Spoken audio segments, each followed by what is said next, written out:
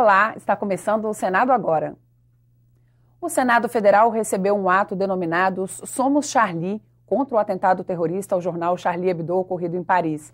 O ato também defendeu a liberdade de expressão e protestou contra a islamofobia. O ato contou com a participação de representantes de embaixadas de diversos países no Brasil, de religiosos, da Federação Nacional dos Jornalistas e também de profissionais da imprensa e parlamentares. A iniciativa do encontro foi do senador Cristóvão Buarque. Para ele, em momentos como este, é fundamental o ser humano ser capaz de se indignar. Estamos indignados porque a indignação contra os atos terroristas em Paris não se manifestam também diante dos demais atos terroristas que acontecem no mundo. Na mesma semana do assassinato dos 12 profissionais da Charlie Hebdo, estima-se em quase 18 mil as vítimas do terror na Nigéria, na Síria, no Iraque. Essa tristeza desse acontecimento em Paris enlutou o mundo inteiro. Realmente era algo que nós temos que fazer, é mostrar nossa reação, o nosso protesto e mostrar que a liberdade de imprensa é fundamental se nós quisermos democracia. Além de aprovar 253 projetos de decreto legislativo, como autorizações para o funcionamento de rádios em todo o país, a Comissão de Ciência e Tecnologia debateu temas importantes em 2014. Por exemplo, a má qualidade dos serviços de telefonia e o leilão da faixa de 700 MHz. Entre os projetos aprovados pela comissão, um dos principais foi o Marco Civil da Internet, que já virou lei.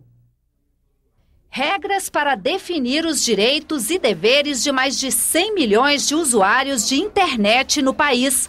Em 2014, o funcionamento comercial da rede começou a ser regulado por lei. Várias propostas já tramitavam no Congresso há alguns anos, mas a discussão ganhou força em setembro de 2013, depois das denúncias de espionagem americana sobre as comunicações eletrônicas do governo brasileiro. A presidente Dilma Rousseff levou o assunto à Assembleia Geral da ONU. Estamos, senhor presidente, diante de um caso grave de violação dos direitos humanos e das liberdades civis, da invasão e captura de informações sigilosas relativas às atividades empresariais e, sobretudo, de desrespeito à soberania nacional do meu país. Uma proposta de lei encaminhada pelo governo ao Congresso 2 anos antes passou a tramitar em regime de urgência. Foi aprovada na Câmara em março de 2014. No Senado, o texto foi discutido em 3 comissões, entre elas a de Ciência e Tecnologia. Audiências públicas conjuntas reuniram especialistas no tema. O governo tinha pressa em votar a matéria. A presidente Dilma queria apresentar o Marco Civil durante a abertura de um evento mundial sobre internet em São Paulo. É importante para cada cidadão e para cada cidadã brasileiro que o Brasil chegue amanhã e mostre: nós temos o Marco Civil da internet. Nós temos medidas importantes que vêm sendo adotadas pelo governo. Mas a oposição queria mudanças no texto que veio da Câmara. Alguns pontos vulneráveis, como, por exemplo, a questão que diz respeito ao armazenamento de dados, né, que pode ensejar determinados abusos. Em menos de um mês, o texto que estabelece princípios, garantias, direitos e deveres para internautas e provedores foi aprovado no mesmo dia, nas comissões e no plenário. Foi um projeto muito debatido na Câmara, ficou um período longo lá, foi debatido com a sociedade civil. É um projeto que nós conseguimos construir de forma harmônica e penso que ele avança muito. Os senadores aprovaram outras matérias importantes. A chamada Lei das Antenas, que unifica as regras para a instalação de torres de telefonia celular nas cidades, o projeto que torna o programa de rádio A Voz do Brasil patrimônio cultural e material e o que padroniza os carregadores de telefone celular. Algumas propostas que passaram pela Comissão de Ciência e Tecnologia já seguiram para a Câmara. É o caso do projeto que obriga as companhias telefônicas a identificar para o usuário a operadora de destino de cada chamada antes de completar a ligação.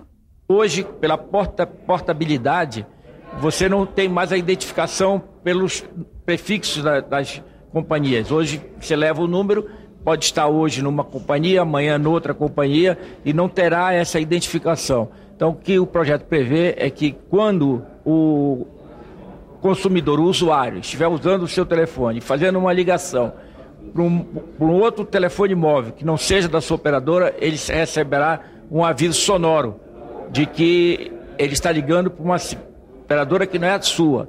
E com isso ele vai ter consciência de que ele pagará por isso. A Comissão de Ciência e Tecnologia também se debruçou sobre temas importantes que mobilizaram a sociedade. Foi o caso do leilão da faixa de 700 MHz para a banda larga 4G. Especialistas vieram debater o assunto com senadores. Identificar quais são os gargalos, quais os problemas, senão, mais uma vez, a gente vai remeter para o consumidor uma grande confusão para saber que tipo de filtro ele compra, que tipo de antena ele bota, como é que o seu celular funciona de frente para a TV.